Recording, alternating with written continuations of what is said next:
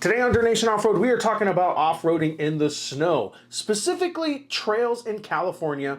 What do you need to know? What are the hot spots? And hey, what's going to get you prepared to get out there on the trails?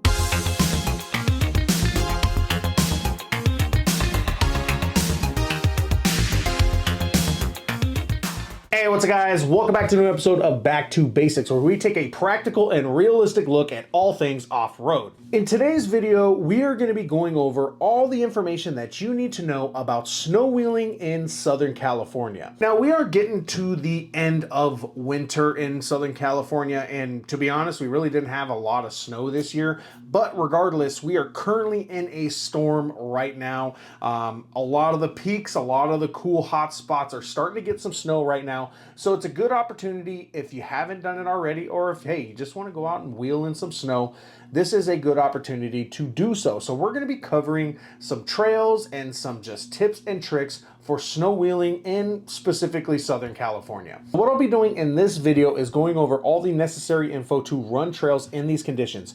In addition, I'll also have a list of trails and some hot spots for you guys to check out, do a little bit of research on your own and see, hey, is this the place that I want to go to and go do some snow wheeling? Keep in mind that driving in snowy conditions, whether that's on the trail, off the trail, introduces a considerable amount of risk. I know a lot of you guys out there are probably experts. You know, if you're from like the Midwest or the East Coast and you get a ton of snow, this is your daily life. This is what you do. People in Southern California, it is just not the same. And I'll be honest, I'm one of them. I kind of suck at driving in the snow. For me, it's kind of, I'm slipping and sliding all over the place, and you know, it is what it is. Now, since we are talking about, you know, a list of off-road trails for off-roading in the snow, something I definitely want to mention is our partnership with Onx Offroad. All of these trails, you can find a ton of information on Onx, right? Whether that's, you know, the trail conditions, the weather, the starting and stopping points, the length of the trail, the difficulty, you can find all of that information inside Onx. Now, for your first-time subscribers, we do have a coupon code DN Takeover is going to get you 20% off at checkout. So check out the Onx Offroad app if you guys want to get more information on great trails like this, whether it's trails here or trails all over the United States. It is a great way to learn new things about the off-road trails that are out there. And a huge thank you to Onx for partnering up with us on this video. Now, first things first, since this is a beginner's video, let's review some of the equipment that you're going to want to take with you when you go out on a snow run, go hit, you know, trails in the snow, yada, yada, yada. And some of this stuff you should have on the trail at all times. Some of it may be a little bit more, you know, snow specific, but regardless, let's jump into it. The first is going to be recovery gear. Hey, always carry recovery gear, right? Carry a strap, you know, carry, you know, some D-rings, some soft shackles, you know, a kinetic rope, like all the normal things. You should have that in your vehicle at all times, regardless of the situation. It's just a good thing to have.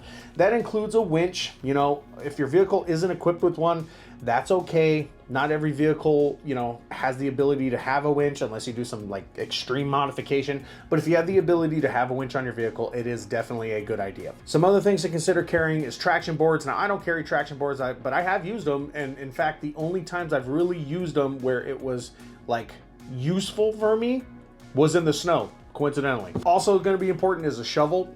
You'd be surprised how much work you can get done with a shovel, digging yourself out of certain situations. It definitely helps in those conditions. The other one's going to be chains. Now, I've never had chains on my vehicle before. I've seen people wheel with chains. Some places in Southern California won't let you go up unless you have chains when there's like a particularly heavy storm. You know, Big Bear is one of those cases. Sometimes if you're a four-wheel drive, if you're a big Jeep on 37s, they're not going to care, right? If they know you're, you know, more of an off-roader, they're not going to really care. But sometimes it is good to have chains, especially in the deep snow and the icy stuff. It's going to be good to have that extra traction when you're driving around. Now, when it comes to chains, sometimes people just put them on their drive tires, whether that's going to be your rear tires, front tires, sometimes all four. I'll be honest, I don't know enough to speak up comfortably about this. This is for you experts to kind of jump in here and you can comment a little bit, but I know chains is a good idea to carry, and you know, they make them for a variety of different tire sizes. If you have 33s, you can get them. If they have 35s, even up to 40s, I've seen them out there. So it's definitely a good thing to carry. Just keep it in mind. Lastly, I would take another vehicle with you. And every time I talk about recovery gear and what to carry and gear, the most important thing you can bring is another person. And the reason for that is, regardless of the situation, if you're stuck, if you're broken down, if you're just doing whatever, it's always good to have an extra set of hands, an extra vehicle, whether that's for recovery purposes or just to get you out of the bad situation. It's always good to have a second vehicle with you. So usually, hey, don't go off-roading alone. And the last thing I'll add here in terms of equipment is bring another vehicle. Probably the most important equipment that you can bring is a second or third vehicle. I always tell people don't off-road alone, and there's a reason for that, right? Having an extra set of hands, having another brain to consider and think about a particular situation. If, you know, let's say you're stuck, let's say your car's broken down, let's say something's happening. You never want to be alone in these situations. And more than anything, right, having an extra vehicle allows you opportunities to have different types of recovery. And hey, if you just need somebody to have another vehicle to get you out of a bad situation, it's always good to have that. Now let's talk about some of the areas in Southern California where you can see some snow action. Now keep in mind, in heavy snowstorms, some of these areas will close down, and that's for a variety of different reasons. Either it has become a full-blown shit show with, you know, a ton of traffic, mudslides, issues like that, or snow has gotten so deep and so thick that it's just not passable at this time and they need time to clear up the roads, so they'll close it down to everybody outside of locals. The first and probably best area for hitting snow in Southern California is gonna be Big Bear. This is a huge area with a ton of different off-road trails all over the mountain. You got Holcomb Valley Road, which is 3 and 16. You got Crab Flats, Police Canyon Road. You got Gold Fever Trail, Coxey Road. This is a huge area with a ton of different off-road trails. And in a lot of cases, they all kind of interconnect and spiderweb together. You know, you got 3 and 16 Holcomb Valley Road, Crab Flats. You got Green Valley Lake, Police Canyon Road, you know, Coxey Road, Gold Fever Trail. Like, it's all over the dang place. The good thing about that is because there is so many different trails and they all interconnect, you can come in one spot, you can go hang out over here, you can go move over here, and you can leave over on this side, or you can just plan a simple trip, right? Come in one spot, hang out, leave, right? You have different options. And the other part of that is because there is a lot of area to cover. Yes, there's a lot of people out there, but it doesn't feel as packed as some of the other places we'll talk about in this video. You'll see people up there and it's more of a community thing, like, hey, you all good? All right, cool. You know, you're driving by somebody, right? You'll see traffic and it's more of a good thing, just because if you ever get into a situation where, hey, maybe you need somebody to lend a hand, right? You're stuck or whatever it is, there'll at least be somebody nearby. It's not so desolate, but it's a big enough area to where everybody can go out and enjoy themselves. The hardest part of Big Bear is the drive home in most cases. When things get out of hand up there, when there's a lot of snow and a lot of things going on, a lot of people will go up there and the drive down is always terrible. And keep in mind, there's only like 2 or 3 ways to access the mountain. So if one road closes down, everyone's gonna flock everywhere else.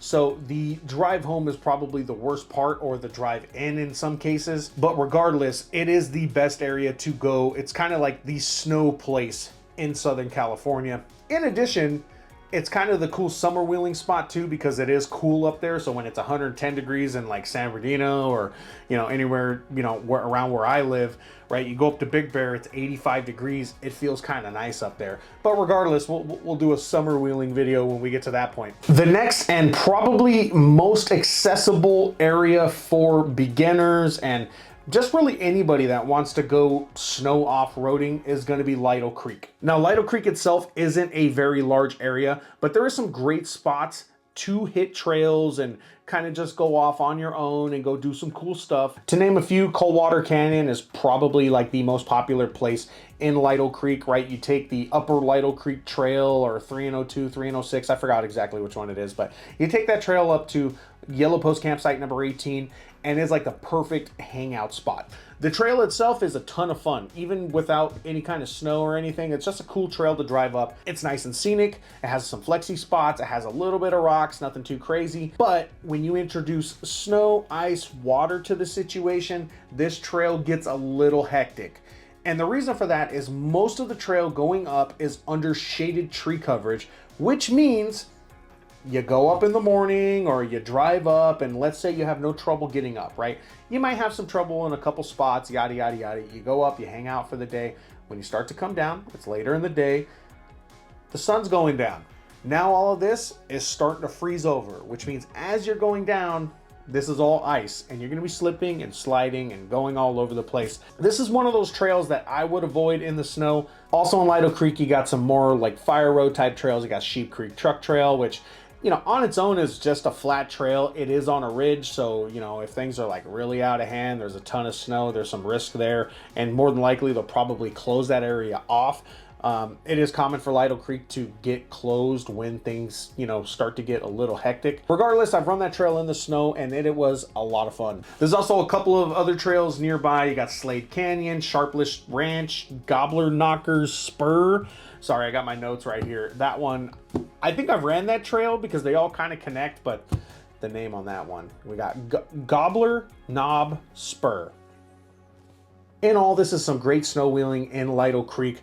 Just keep in mind that this is the closest off-road area to San Bernardino County and LA County, which means it's gonna get a ton of traffic. And in most cases, the people that do go up there may not have the most experience off-roading in the snow. So you get a lot of beginners trying to go up there and getting themselves stuck all over the place. Next is gonna be a couple places that, to be honest, I've never actually been to myself, but I have heard good things. So I think it would, hey, at least mention them and give you guys an opportunity to check the places out for yourselves, do a little bit more info, and see what you can find on it. First spot is going to be Wrightwood. This is on the backside of Mount San Antonio, kind of like the other side of Mount Baldy. It's also kind of near that Lytle Creek area. It's like northwest of it. Doing my own research, I found there is a couple off-road trails out there, and there, you know, that place does get some snow. It's high enough to where it'll get a few inches of snow, just enough for you to get on some dirt or get on some snow and go, you know, take the family out and enjoy yourselves. And from what I know, this place isn't typically too packed, but I really don't know for sure. The second place is going to be Idyllwild. Now, Idyllwild is in the San Jacinto mountain range. It's over near like Palm Springs and like Cathedral City and Banning and Beaumont. It's kind of like in that big mountain range that's right there. I know a few people that have gone out there for, you know, winter snow wheeling and also go out there for summer camping. It's kind of like one of those spots that's like similar to Big Bear. I don't think it's as big as Big Bear and as popular, but it has kind of the same characteristics. I've always wanted to go out there. I just never had a chance to do so. Maybe that's something that we could do in the near future. We'll just have to see. But for those of you guys that out there that have been to Idyllwild or Wrightwood or any other place that I don't mention in this video, you're more than welcome to comment down below. That way we can give, you know, these beginners some opportunities to check out some new places. Lastly, I'm gonna have some honorable mentions for you. These are gonna be areas that are good trails on their own, and when there is a snowstorm, they don't typically always see snow getting there, but when they do, it's a lot of fun. The first one is probably the most popular off-road trail in Southern California, and that is Cleghorn. Now, Cleghorn will occasionally catch a winter storm. Now, for the like 8 years that I've been wheeling, I think Cleghorn has been covered in snow maybe 3 times, and I've wheeled out there like twice, and both times was a complete blast. Although one time, I literally thought I was gonna die. It was pretty crazy, but that was probably like one of my first times wheeling in heavy duty snow, and it was a good time, I'll say for sure. You know, Cleghorn is just one of those trails that no matter which way you go about it, you can have a fun time. And when you add something as unpredictable as ice and snow, it just ups the ante quite a bit. And that ups the ante in terms of fun, it ups the ante in terms of danger. You know, that trail already takes rigs all the time. It's Flip City over there, right? You look up Cleghorn Flip, you're gonna find 100 photos. That's just kind of type of trail that it is. Regardless, when you have some snow into the situation, it gets even better or worse. Another trail is going to be Bailey Canyon. Now, Bailey Canyon actually ends or starts, whatever way you look at it, right next to Cleghorn. So it's on that same mountain range, although it's not as long as Cleghorn, and it's also not as like rowdy in terms of like obstacles and all that stuff. It's more of a fire trail, but it does get pretty high up there in elevation. So the trail does see a good amount of snow. Now, this trail is a little bit more remote. So on one hand, it's cool because it's a little bit more privatized, right? You can go run the trail and you don't really have to worry about seeing other people or catching traffic. But on the other hand, it is one of those trails where if something does happen, right, you're kind of stuck alone and you don't typically have a ton of service in that area. Regardless, fun little trail, and I'd recommend it to anybody, even outside of snow wheeling, or, you know, it's a good summer trail to run because you get up there in elevation, it's nice and cool, and it's just a nice view, nice trail. Good stuff. The last honorable mention that I'll talk about today is actually on the backside of Big Bear, and that's going to be Burns Canyon Road. So this trail is the popular Pioneer Town to Big Bear trail, right? Pioneer Town is out there like Yucca Valley on the backside, kind of where Johnson Valley is, right? You can start at that trail. It's like a mini little, you know, old West town. You can start there, you start taking Burns Canyon in, and as you start making that drive, right, you're in a like Joshua tree forest, right? There's Joshua trees everywhere. It's like a desert, kind of an interesting terrain, not something you see everywhere. And then as you progressively get further and further into the trail, you go up in elevation, and then you start getting into the forest and the Big Bear scenery. So it's a nice drive on its own, but this area also does get some snow. It's lower in elevation from the beginning, so it doesn't get a ton of it, but it gets just enough to make it like pretty fun. And it's also not one of those trails where it's like on a ridge the entire time. So if you do have some, you know, some snow and ice action, it's not as dangerous as something like Bailey Canyon, because Bailey Canyon's, the whole trail's a freaking ridge and it's tight. So if you're in some pretty thick stuff, it ain't the funnest situation. More than anything, Burns Canyon is a great way to enter Big Bear without taking the streets, without taking any of the highways. You can drive on dirt all the way into Big Bear. Fun drive, and even better in the snow. But hey, that's all I got there. Like I said, there's not much in terms of snow wheeling in Southern California. There's a few spots. Some of them are really good, some of them are pretty good, and you know, they all have their quirks, they all have their things. With all that, I hope you guys learned some cool things about off-roading in snowy conditions. Look, I don't claim to be an expert. In fact, I'm the complete opposite of an expert. I probably, of all the different types of off-roading, with the exception of maybe sand, I'm probably a novice when it comes to this stuff. I don't do a ton of snow wheeling. I've done enough to know a couple things. And I've gone to all these places a ton of times, so I know a lot about them. So, hey, I want to pass off knowledge wherever I can. Do the research for yourselves. Watch more videos. Don't just watch this video and be like, all right, going to the top of Clickhorn and we're going to go hit some snow. That's not what I'm saying. Just learn some things. Go out there, challenge yourselves, go have a good time with your families, with your vehicles, and enjoy your 4x4s for what they're built for. Now, final question for you veterans out there, whether it's in Southern California or otherwise, because I know we have a lot of watchers in California, that Central California, Northern California, and I know you guys got a ton of good places to go wheeling. So my question for you veterans out there, what is your favorite place to go snow wheeling? And if you have any cool stories, definitely comment down below. I love reading the comments on these videos and having a good discussion with everybody. But hey, that's going to be it for this one. I want to thank you guys for watching. Make sure to subscribe to the channel, Instagram, Facebook, YouTube, and Patreon. You also use it for shirts, hats, hoodies, and all those other goodies. Dirtnation Offroad at BigCartel.com. In addition, check out Onx Offroad, 20% off. We got DN Takeover is our coupon code. That way you can look up all these trails and just get yourselves prepared for hitting the dirt. That's going to be it for this one. Thank you guys. Let's get it.